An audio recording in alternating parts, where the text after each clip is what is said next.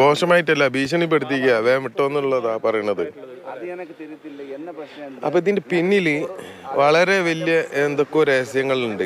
അപ്പൊ ഇനി വണ്ടികൾ അതിന്റെ ഉള്ളിൽ പല വണ്ടികളും ഉണ്ട്. അപ്പൊ എന്ന് പറഞ്ഞു കഴിഞ്ഞാൽ ഇത് പുറത്ത് വന്നു കഴിഞ്ഞാൽ ബുദ്ധിമുട്ടാവുന്നത് ഈ എസ് പിക്കും കളക്ടർക്കും ഇവർക്കൊക്കെ തന്നെ. അപ്പൊ അത് വരാതെ നിൽക്കാൻ ശ്രമിക്കുമല്ലോ. ഞാൻ പോലും കേട്ടതാണ് ഈ ഭീഷണി. ഞാൻ ആദ്യമായിട്ട് ഇത് പറയാണ്. 11-ാം തീയതി എന്നോട് പറഞ്ഞതാണ് കൊന്നു കളയുന്നത് വിട്ടോന്ന് ഈ എസ് പി പറഞ്ഞതാണ്. ഞാൻ അതൊന്നും വലിയ മൈൻഡ് ആക്കിയില്ലേനു. പക്ഷെ ഇയാള് പോകുമ്പോ എനിക്കൊരു വിഷമം. കാരണം തന്നെ നമ്മളെ പ്രതീക്ഷയില്ല ഇയാള്.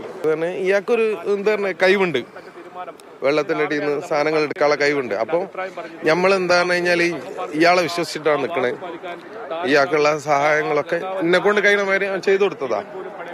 ഇനിയിപ്പോ എന്തായാലും നോക്കി നോക്കാം എന്താവും എന്നുള്ളത്. ഞാൻ പ്രതീക്ഷിക്കുന്നുണ്ട് തിരിച്ചു വരുന്നു. നോക്കി നോക്കാം. ഇത് പല ഘട്ടങ്ങളിൽ ഇവിടെ വെച്ചത് സ്റ്റോപ്പ് ആയതാ. പിന്നെ നമ്മള് പൊരുതിയിട്ട് തന്നെയാണ് ഇവിടെ എത്തിയത്.